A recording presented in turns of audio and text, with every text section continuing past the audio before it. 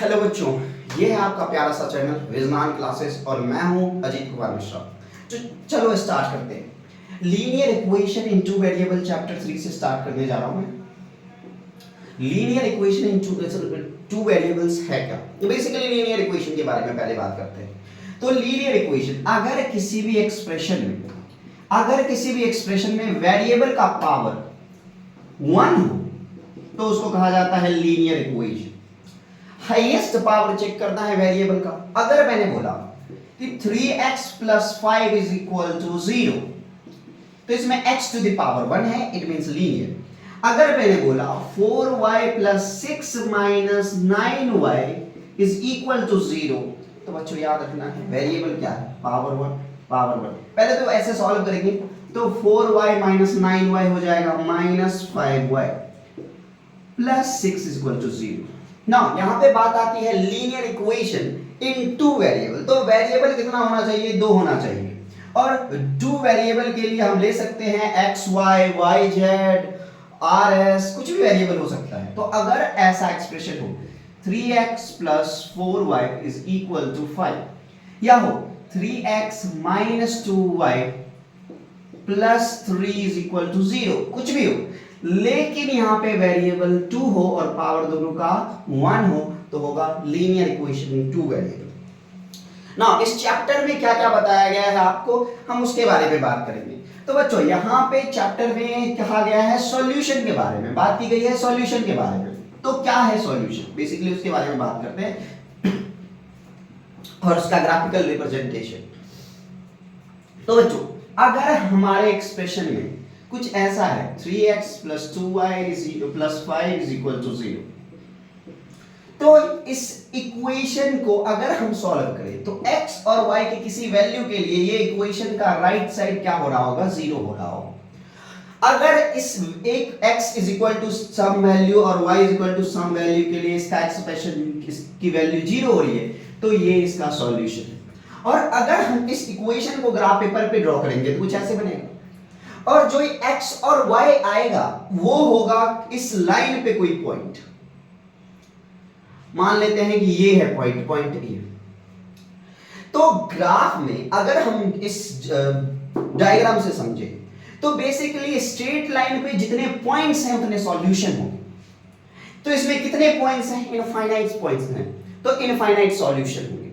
ठीक है, अब बात की जाती है pair of linear equation in two variable के बारे में।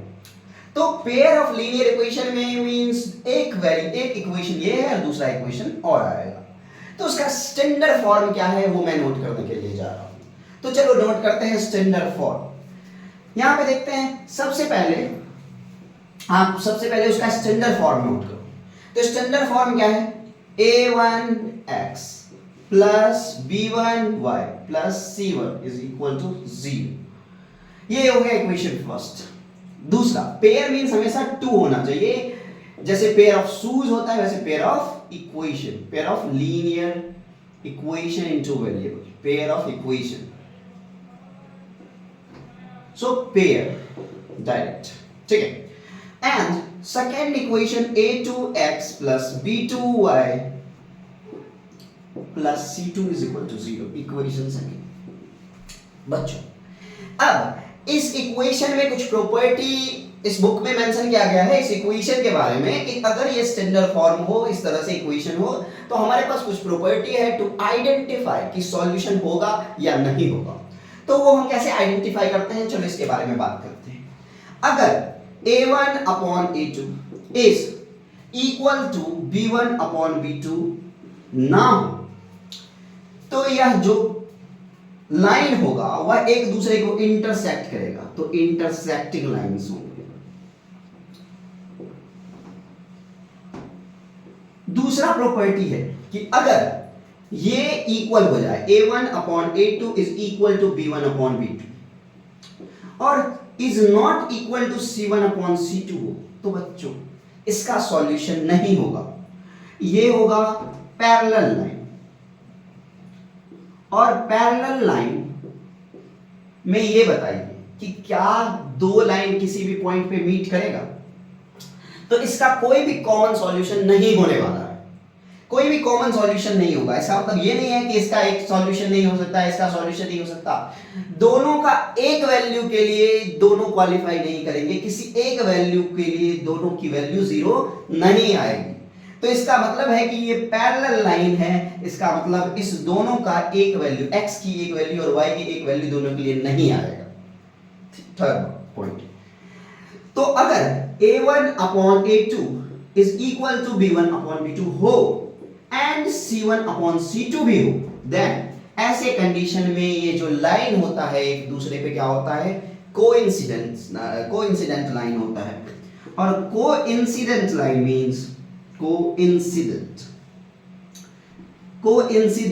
लाइन मींस क्या होता है बच्चों, कि एक लाइन के ओवर में दूसरा लाइन, एक लाइन के ऊपर में दूसरा लाइन, ए बी के ऊपर में पी क्यू, तो पी क्यू भी यहीं पे है और ए बी भी यहीं पे है, मींस एक लाइन के ऊपर दूसरा लाइन। इसका मतलब है कि जितने पॉइंट्स मीट करते हैं उतने सॉल्यूशन होने चाहिए। तो कितने कितने पॉइंट्स मीट करते हैं, यहाँ पे एक पॉइंट मीट करता है, दूसरा पॉइंट, तीसरा पॉइंट, चौथा, क्या हम काउंट कर सकते हैं? नहीं। तो इसलिए हम बोलते हैं इसके इनफाइनाइट सॉल्यूशन होंगे, मैनी सॉल्यूशन होंगे। ठीक है, तो इसमें सॉल्यूशन कितना होगा, इसमें ओनली वन सॉल्यूशन। फिर इसमें कितना सॉल्यूशन होगा, नो सॉल्यूशन। और लास्ट वाले में कितना सॉल्यूशन होगा बच्चों, कोइंसिडेंट लाइन है, मैनी सॉल्यूशन या इनफाइनाइट सॉल्यूशन। ये आप बहुत इंपॉर्टेंट है, फटाफट नोट कर लें। इसका ग्राफिकल रिप्रेजेंटेशन कैसे होगा, इंटरसेक्टिंग है तो एक लाइन दूसरी लाइन को कट करती है, पैरेलल लाइन है तो एक लाइन दूसरे के पैरेलल है, और अगर कोइंसिडेंट लाइन है तो एक लाइन दूसरे के ऊपर ओवरलैप कर रही है।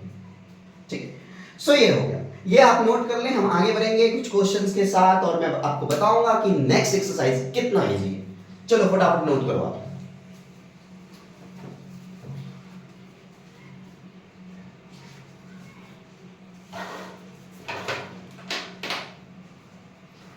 ठीक है, आप नोट कर रहे होंगे, नहीं तो आप पॉज करके भी नोट कर सकते हैं, जैसी आपकी मर्जी, जैसी आपकी इच्छा।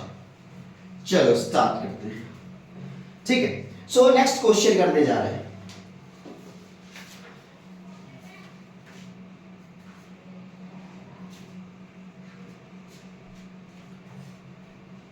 ठीक है बच्चों, एक चीज मैं और यहां पे आपको बताना चाहता हूं कि जब आपका सॉल्यूशन आएगा, जब कोई भी एक linear pair of linear equation का सॉल्यूशन आएगा, तो आपका दो कंडीशन हो सकता है। अगर सॉल्यूशन आया तो आपका कंसिस्टेंट होगा, और अगर सॉल्यूशन नहीं आया तो इनकंसिस्टेंट होगा। और इनकंसिस्टेंस कौन से कंडीशन में होगा, जिस कंडीशन में पैरेलल है या नो सॉल्यूशन है, इस कंडीशन में ये जो इक्वेशन है वो हो जाएगा इनकंसिस्टेंट। तो ये जो इक्वेशन है ये हो जाएगा इनकंसिस्टेंट। और इस दोनों कंडीशन में, यहां पे ये जो दोनों इक्वेशन है, इस दोनों कंडीशन में ये क्या हो जाएगा, कंसिस्टेंट। क्या हो जाएगा ये, कंसिस्टेंट। नोट कर लो, कंसिस्टेंट। ये आपको अभी पूछा जाएगा, तो आप रिमेंबर कर लो कि इस दोनों कंडीशन में जब a1 upon a2 is not equal to b1 upon b2 है, and a1 upon a2 is equal to b1 upon b2 is equal to c1 upon c2 है, तो ऐसे कंडीशन में हमारा जो इक्वेशन होगा वो कंसिस्टेंट होगा। और जब a1 upon a2 is equal to b1 upon b2 but it is not equal to c1 upon c2 हो, देन ये क्या हो जाएगा, इनकंसिस्टेंट हो जाएगा, जो कि पैरेलल लाइन डिनोट करता है, एंड नो सॉल्यूशन। तो no solution then inconsistent, solution then consistent. Okay, remember it. Now हम कुछ एग्जांपल के बारे में बात करते हैं। तो चलो एक्सरसाइज का क्वेश्चन ही ले लेते हैं। इतना इजी है कि मुझे आपको फिर से अलग से एग्जांपल की बताने की जरूरत नहीं है, लेकिन प्रैक्टिस क्वेश्चन के लिए आपको मैं एक दो क्वेश्चन तो लीव करूंगा ही कि आप उसका प्रैक्टिस कर पाओ। ठीक, अब हम आगे बात करते हैं। आपका क्वेश्चन नंबर सेकंड है एक्सरसाइज 3.1 में, न्यू बुक में 3.1 में है और ओल्ड बुक में 3.2 में। On comparing the ratios a1 upon a2, b1 upon b2 and c1 upon c2, find out whether the lines representing the following pairs of linear equation intersect at a point. Question number second है, intersect at a point or parallel और coincident. ठीक है, तो यहां पे आपको equation दिया गया है, पेयर ऑफ लीनियर इक्वेशन। बोला गया है कि ये बताओ कि क्या इंसिडेंट है, इंटरसेक्टिंग है या पैरेलल है। तो चलो बात करते हैं।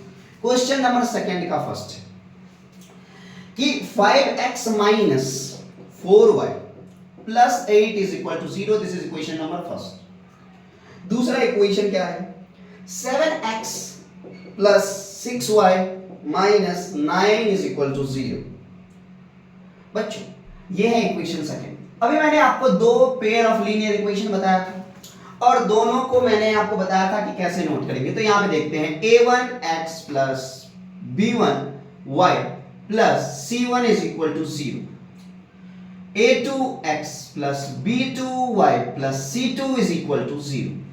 ध्यान दो बच्चों, तो x के साथ जो आएगा फर्स्ट इक्वेशन में वो हो जाएगा a1। तो x के साथ फर्स्ट इक्वेशन में क्या आ रहा है 5, तो इसका मतलब है 5 upon a1 upon a2 is equal to, तो ये क्या है a1 5 अपॉन और ये क्या है a2 तो 7, ये हो गया। दूसरा b1 अपॉन b2 को चेक करते हैं। तो बच्चों b1 कितना है -4 और b2 कितना है 6। इसको ऑफ कोर्स सिंपलेस्ट फॉर्म में कन्वर्ट करेंगे तो 2 2s are 2 3s are, so -2 upon 3। तो यहां पे a1 अपॉन a2 क्या है 5 अपॉन 7 और यहां पे b1 अपॉन b2 क्या है -2 अपॉन 3। अभी बताओ बच्चों कि क्या यह दोनों इक्वल है या नहीं। रेशियो एंड प्रोपोर्शन से आपको आइडिया लगेगा। अभी मैं आपको बता देता हूं, जब हम इक्वल करेंगे, जब हम ये first a1 upon a2 is not equal to b1 upon b2 note करने वाले हैं तो क्या होगा, इसका मतलब क्या है कि 5 upon 7 is not equal to -2 upon 3। बोलोगे सर क्यों? तो इसलिए कि 5 अपॉन 7 जो लेफ्ट साइड में है वो सिंपलेस्ट फॉर्म में है और राइट साइड में भी कितना होना चाहिए था 5 अपॉन 7 होना चाहिए था, और जो एक दूसरे के इक्वल नहीं है, हेंस ये जो लाइन होंगे वो इंटरसेक्टिंग होगा। It is intersecting, it is intersecting, secting या इट इंटरसेक्ट्स। ठीक है, फर्स्ट ये हो गया। सेकंड आपको मैं बताता हूं कि सेकंड क्या है, आप नोट कर लो तब तक। ये मैं नीचे इरेज कर रहा हूं और हम आगे बढ़ेंगे। ये बहुत ही इंपॉर्टेंट है, इट्स वेरी वेरी इंपॉर्टेंट। मैंने इरेज भी कर दिया बट वेरी वेरी इंपॉर्टेंट है। अगर आपको एमसीक्यू करना है, 3.1 करना है, very very important for this exercise. हम आगे बात करेंगे। वैसे तो एनसीईआरटी में सारी चीजें इंपॉर्टेंट है, तो आपको हमेशा मैक्सिमम एफर्ट देकर के लर्न करना है। चलो आगे बढ़ते हैं, इसको मैं इरेज कर रहा हूं। अभी करते हैं क्वेश्चन नंबर सेकंड। बच्चों एनसीईआरटी में वेरिएशंस हैं थोड़े बहुत, इसके वजह से क्या होता है कि हम प्रैक्टिस नहीं कर पाते। तो मैं चाहूंगा कि आपको प्रैक्टिस क्वेश्चंस अलग से मैं इस कमेंट में बॉक्स में मैं दे दूं, देखते हैं, कोशिश करता हूं मैं आज। ठीक है, सो अभी आगे बढ़ते हैं और क्वेश्चन नंबर सेकंड आप नोट कर लो फटाफट। Question number second of second, तो सेकंड का क्वेश्चन सेकंड करते हैं। ठीक है, चलो देखते हैं सेकंड। क्वेश्चन नंबर सेकंड है 9x plus 3y plus 12 is equal to 0 and इसी का दूसरा एक्सप्रेशन है। ये तो फर्स्ट इक्वेशन हो गया। दूसरा इक्वेशन क्या है 18x plus 6y plus 24 is equal to 0। ठीक है, एक बार मैं देख लूं ये आ रहा है कि नहीं।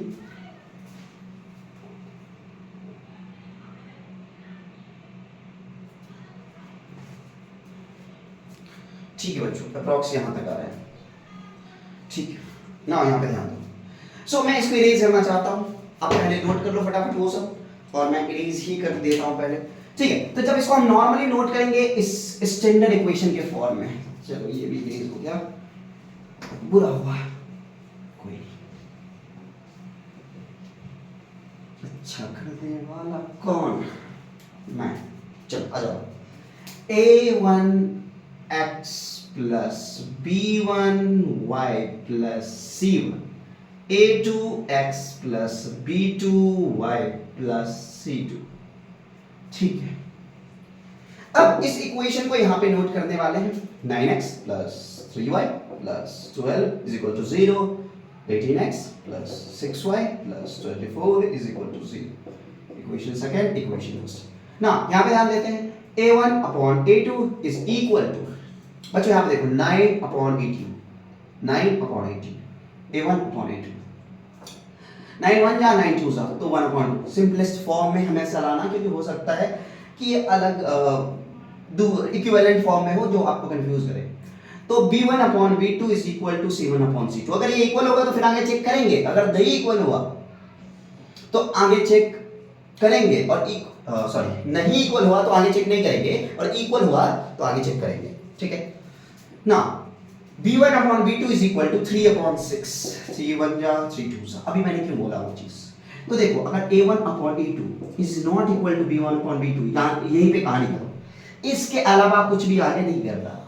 लेकिन अगर ये दोनों इक्वल हो जाए तो फिर आगे रहता है कि इक्वल होगा तो कोइंसिडेंट होगा, और नहीं होगा तो नो सॉल्यूशन होगा। तो ये बहुत ही इंपॉर्टेंट है, इसलिए आपको वो चेक करना होता है। तो अभी ये इक्वल हो गया, तो इक्वल हो गया तो c1 अपॉन c2 भी चेक कर लेते हैं।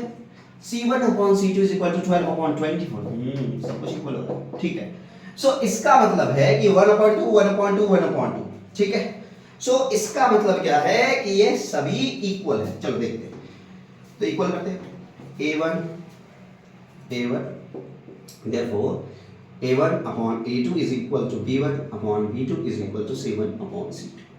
और इस कंडीशन में क्या था, लाइन एक दूसरे के ऊपर ओवरलैप करता है, तो इसको बोलते हैं कोइंसिडेंट लाइन, कोइंसिडेंट लाइन। ठीक है ना, ये इक्वेशन सेकंड है ऑफ सेकंड, नोट कर लो फटाफट। ठीक है, तो अभी मुझे नहीं लगता है कोई प्रॉब्लम होगा। अगर इक्वल है तो फिर तीसरा चेक करेंगे, और अगर इसी में इक्वल नहीं है तो इसको चेक मत करना, c1 अपॉन c2 को चेक मत करना, यही पे हो जाएगा आपका आंसर। एक और बचा हुआ है, उसको करते हैं, फिर उसके बाद कोशिश करूंगा प्रैक्टिस क्वेश्चन ऐड कर दूं। चलो आगे बात करते हैं, नोट कर लो, पॉज करके नोट कर लेना, जैसे भी आपकी मर्जी। ठीक है, थर्ड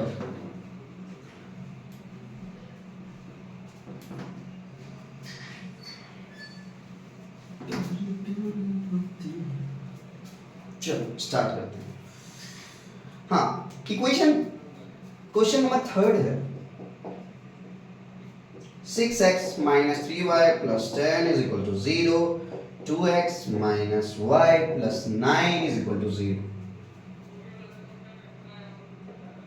ठीक है, सो इसमें चेक करेंगे। तो सबसे पहले चेक करो a1 अपॉन a2, अभी तो आ गया होगा a1x plus b1y plus c1 is equal to 0, a2x plus b2y plus c2 is equal to 0। a1 upon a2 means is equal to 6 upon 2, 2 1 जा 2 3 जा 2 3 जा 2 1 जा, so 3 आ गया। b1 upon b2 is equal to minus 3 upon minus 1, यहाँ पे minus यहाँ पे minus, so minus 3 upon minus 1 हो जाएगा 3। ठीक है, अभी चेक करना पड़ेगा c1 upon c2 भी, c1 upon c2 इसको ऐसे c1 upon c2 is equal to 10 upon 9। क्या ये इक्वल है? क्या ये 3 होगा? नहीं होगा।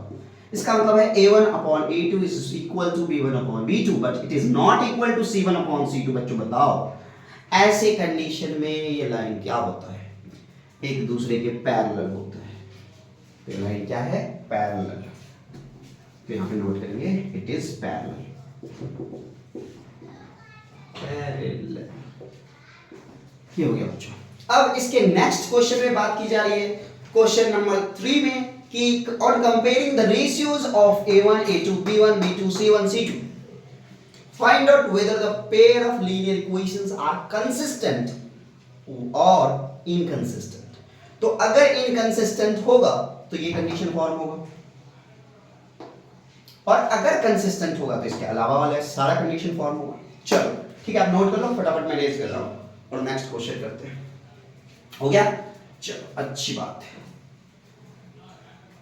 ऐसी अच्छी बातें होते रहने चाहिए।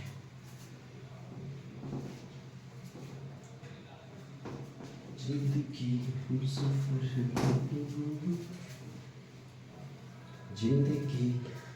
Question number 3। क्वेश्चन नंबर 3 क्या है बच्चों कि बताइए आप मुझे कि ये जो इक्वेशन मैं आपको दे रहा हूं पेयर, इक्वेशन का पेयर, वह इनकंसिस्टेंट होगा या कंसिस्टेंट होगा। ठीक है, इनकंसिस्टेंट के लिए की कंडीशन आना चाहिए a1/a2 is equal to b1/b2 is not equal to c1/c2, और कंसिस्टेंट के लिए कंडीशन होना चाहिए a1/a2 is equal to, दो कंडीशन होना चाहिए, जाने दो उसको नोट करके। ठीक है, चलो अभी बात करते हैं इक्वेशन, क्वेश्चन नंबर फर्स्ट, और इक्वेशन लिखने के लिए जा रहा हूं मैं 3x plus 2y is equal to 5। 3x plus 2y is equal to 5। 2x minus 3y, 2x minus 3y is equal to 7। चलो बच्चों, ये इक्वेशन फर्स्ट, ये इक्वेशन सेकंड, वैसे आपको देने की जरूरत नहीं अगर आप समझ पा रहे हो। ठीक, अभी क्या देंगे a1x plus b1y plus c1 is equal to 0। बच्चों ये बताओ आप मुझे, अगर यहाँ पे प्लस c1 है, इसको मैं उस साइड ले जाऊं तो क्या होगा माइनस c1, यहाँ पे क्या हो जाएगा a2x plus b2y is equal to c2। बच्चों यहाँ पे बताओ, ये जो c2 प्लस में था इधर, इधर क्या हो जाएगा माइनस, तो माइनस c2। तो क्या इस इक्वेशन पे कोई प्रभाव पड़ेगा, क्योंकि लिखना तो अपॉन ही है, तो इसको प्लस नोट करो या माइनस, कोई फर्क नहीं पड़ेगा। ठीक है, तो आप इसको ऐसे भी नोट कर सकते हैं। चलो अभी आगे बात करते हैं, तो इसका a1 a2 b1 b2 calculate करो। सो a1/a2 is equal to 3/2, b1/b2 is equal to 2/-3। बताओ बच्चों क्या इक्वल होगा, नहीं इक्वल होगा। 3/2 होना चाहिए 3/2 के, जो कि नहीं है, वो है 2/-3 के, तो नॉट इक्वल। मतलब ये इंटरसेक्टिंग लाइन होगा, और यहां पे इंटरसेक्टिंग मींस वन सॉल्यूशन, और वन सॉल्यूशन मींस कंसिस्टेंट, तो आप नोट करोगे कंसिस्टेंट। ठीक है, इसका सेकंड इक्वेशन करते हैं, सेकंड क्वेश्चन करते हैं। मैं चाहता हूं कि क्वेश्चन थर्ड किया जाए जिसमें ये फ्रैक्शन के फॉर्म में दे रखे। चलो थर्ड करते हैं, इसका थर्ड पार्ट करते हैं जिसमें इन्होंने फ्रैक्शन के फॉर्म में दिया हुआ है। देखते हैं थर्ड। चलो तो थर्ड इक्वेशन है 3/2x plus 5/3y plus is equal to 7। दूसरा है 9x minus 10y is equal to 14। दो ऑप्शन है बच्चों, पहले तो या तो आप एलसीएम ले लो, या तो आप इसको एलसीएम ले लो, इसका एलसीएम ले लो, इस दोनों का। इसको मैं थोड़ा सा नीचे नोट कर लेता हूं। हाँ, या तो आप इसको एलसीएम ले लो और फिर इधर शिफ्ट कर दो, तो आपको नॉर्मल इक्वेशन इस फॉर्म में आ जाएगा। चलो वही करते हैं, या नहीं तो डायरेक्ट भी कर सकते हैं, थोड़ा सा उसमें a1/a2 में कंफ्यूजन हो सकता है, तो यही करते हैं पहले। तो 3 2 सा 2 और 3 का एलसीएम कितना आएगा, कुछ होगा नहीं, तो मल्टीप्लाई होकर के 6, तो 6। अब इस 2 से इस 6 को डिवाइड देंगे तो 3 आएगा, और 3 से 3 को मल्टीप्लाई करेंगे तो 9 आएगा, तो 9x। तो डायरेक्ट नोट करो 9x प्लस 3 से इस 6 को डिवाइड देंगे तो 3 2 सा 6 और 2 5 सा 10y is equal to 0 is equal to 7। अब इस 6 को इस 7 से मल्टीप्लाई कर देंगे, उस साइड भेज देंगे, तो क्या होगा 9x plus 10y is equal to 42। बहुत सारे बच्चे क्या करते हैं, बिना एलसीएम लिए सेंड कर देते हैं, उससे होता है एरर। अगर आपको उधर भेजना है तो आपको एलसीएम पहले लेना पड़ेगा। चलो इसका इक्वेशन 1 जो है वो नीचे है यहाँ पे 42, और ये है equation second.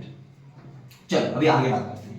a1/a2 is equal to 9/9 बच्चों 1 है, b1/b2 is equal to 10/-10। Wow, so cancel out, और ये इक्वल नहीं होगा, -1 है। तो hence a1/a2 is not equal to b1/b2। ये भी होगा intersecting means consistent, intersecting means one solution, और वन सॉल्यूशन जैसे एक जगह पे इंटरसेक्ट करेगा वन सॉल्यूशन होगा, और वन सॉल्यूशन मींस कंसिस्टेंट। अगर सॉल्यूशन आया तो कंसिस्टेंट और नहीं आएगा तो इनकंसिस्टेंट। बच्चों आज के लिए यहीं पे रहते हैं क्लास, नेक्स्ट क्लास में करेंगे और सारी बातें। Bye bye.